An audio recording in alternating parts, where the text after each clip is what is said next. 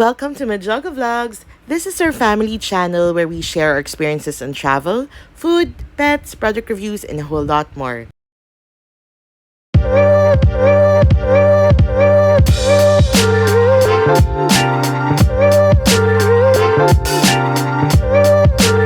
In this video, we will share to you how we did our DIY island hopping here in Puerto Princesa, Palawan.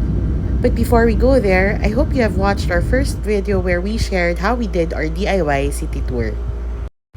Going back to the content of today's video, we wanted to explore the beautiful beaches of Palawan.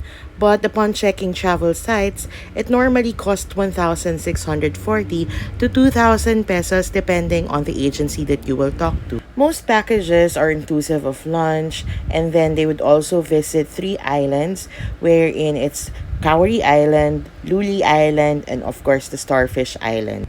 We also tried checking out Facebook and other travel apps just to check if there's a cheaper alternative for the island hopping.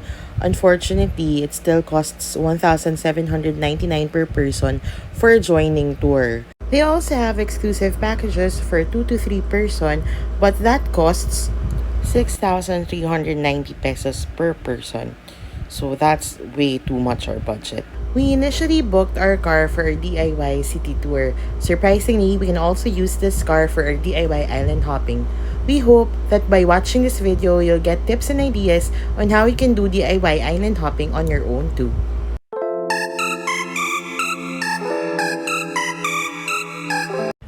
We started our day at 6 a.m. by availing our free breakfast in the Casanya Suites Palawan. They offered us silog meals which has free coffee as well.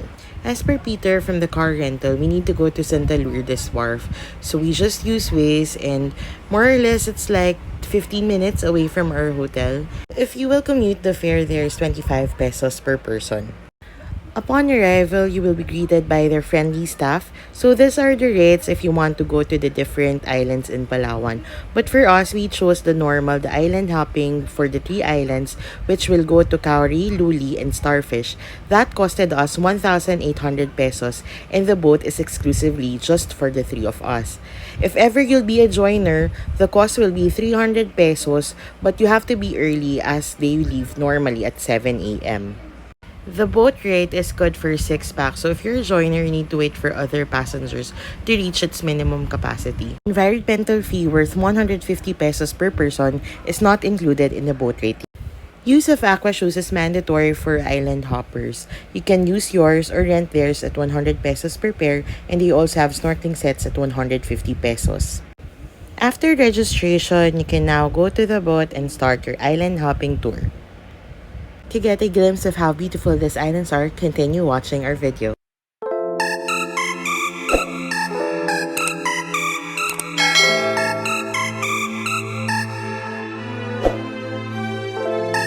The Honday Bay Association is very organized, and they are the ones who assign who will be your boatman for that day.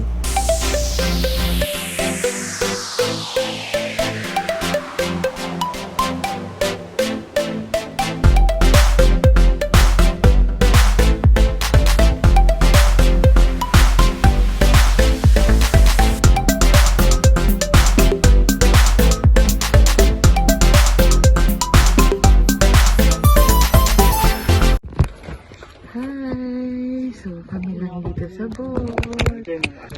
Mga bangkero po namin. Say hi! Hi naman kayo! Hi! Happy birthday! Vloggers.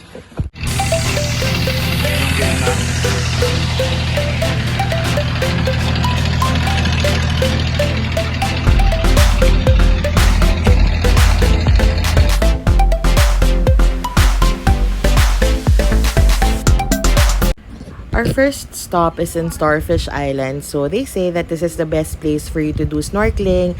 Tapos if you don't have baon, this is the place where you can eat seafood. Seafood. English pa yun.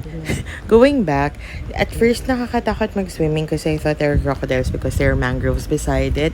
But they say wala naman. But still, you're not allowed to go inside the mangroves because there might be snakes. Kahit bawal, this too cannot be stopped. So, pictorial pa more.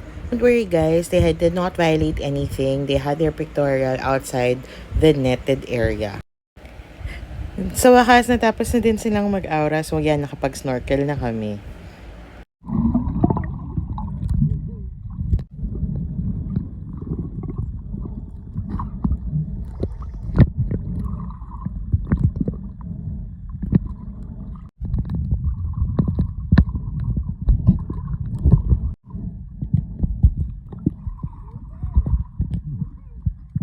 At syempre, after maglangoy, kakain na tayo. To those who know me, know that haggling is life, so a day would be incomplete if I won't haggle. Syempre, pwede tumawad pero hindi sagad. Mahal nito, 600 per kilo, abalone. So, meron din naman other options like shells. Ang laki dito ng mga tahong, mga clams, so meron din mga lato. Tara, kain na tayo. Happy birthday, Daddy! Happy birthday, Daddy! Kumanta ka naman. Happy birthday. Happy birthday. Happy birthday, Daddy. Happy birthday, Dad. Thank you.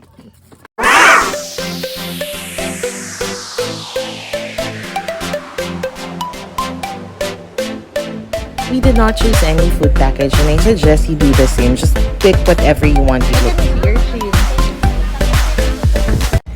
Our second destination is Luli Island because it's lulubog lilitaw. Lulubog lilitaw. Sige, maipilit lang. Lulubog means to sink while lilitaw means to appear again.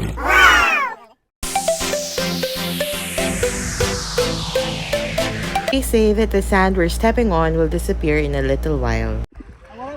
250 yung cottage. Kuya, wala. Pag dyan, kuya. Walang bayad dyan, di ba? Bawal naman dyan, sir. Bawal. Eh, yung doon may upuan. Clear kayak. 200 no, kuya, per hour. We definitely tried the clear kayak. And so far, you can see here that the birthday boy is so happy. And now, he's not afraid of the waters. Oh, bumabanking pa, oh. Among the 3 islands, you can say that this is where we stay the longest because we get to do a lot of different things. We can do kayak, we can have different poses, we can just go rest in the duyan, and there's a lot more things to do.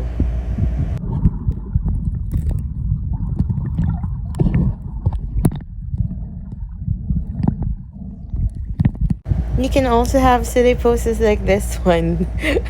Expectation versus reality. These fun photos that my family and I have were taken by someone in the resort. So he doesn't charge anything fixed. It's up to you how much amount you want to give him. These photos were taken by me. So for booking inquiries, just DM me. Enjoyed resting in this island, but you have to leave because the water is rising and we have to go to the 3rd island. Kanina, nakakalakad pa kami sa buhangin. Ngayon, halubog na siya. Isa mo na.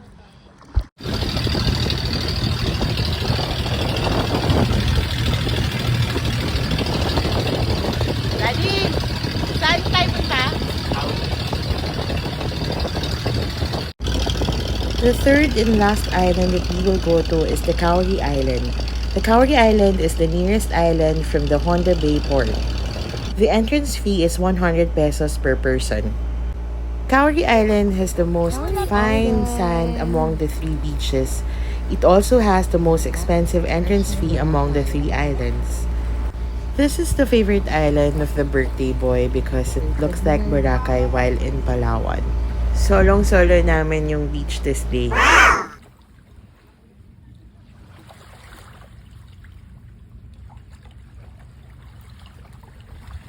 Maganda nga dito, Parang malapit. Solong Beach. Maganda dito, malapit na. Ganyan po talaga siya. Ulit pa, me.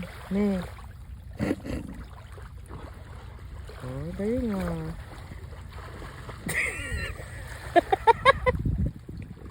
Kalayo ka, boy? Lalim na eh.